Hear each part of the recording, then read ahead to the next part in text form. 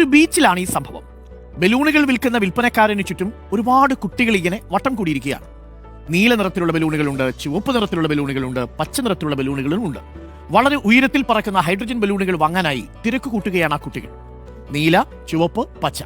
ആ വിൽപ്പനയും തിരക്കും ഒക്കെ നോക്കിക്കൊണ്ട് കുറച്ചകലെ ഒരു അന്തർമുഖനായ പയ്യൻ ഇരിപ്പുണ്ട്. തിരക്കൊഴിഞ്ഞ് ബലൂൺ വിൽപ്പനക്കാരൻ മടങ്ങാനൊരുങ്ങും നേരം ആ പയ്യൻ ബലൂൺ വിൽപ്പനക്കാരന്റെ അടുത്ത് ചെന്ന് ചോദിച്ചു, ചേട്ടാ, ഞാനൊരു കറുത്ത ബലൂൺ തന്നാൽ അതും ഈ വർണ്ണ ബലൂണുകളെ പോലെ ഉയരത്തിൽ പറക്കുമോ?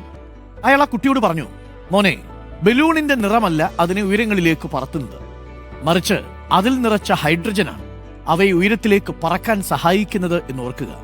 വർണ്ണവും വർഗവും വംശവുമെല്ലാം ചിലപ്പോൾ അവസരങ്ങൾ ഒരുക്കാൻ പ്രയോജനപ്പെട്ടേക്കാം.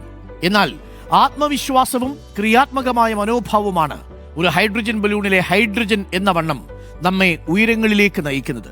ഉള്ളിലെ സ്നേഹവും കാരുണ്യവുമാണ് എത്ര ഉയരങ്ങളിൽ പറന്നാലും നമ്മളെ ഭൂമിയിൽ ബലൂണുകളെ പോലെ ഉറപ്പിച്ചു നിർത്തുന്നത്. നമ്മുടെ ആത്മവിശ്വാസം നഷ്ടപ്പെടുത്താതെ ജീവിതത്തെ മുന്നോട്ട് നയിക്കണം.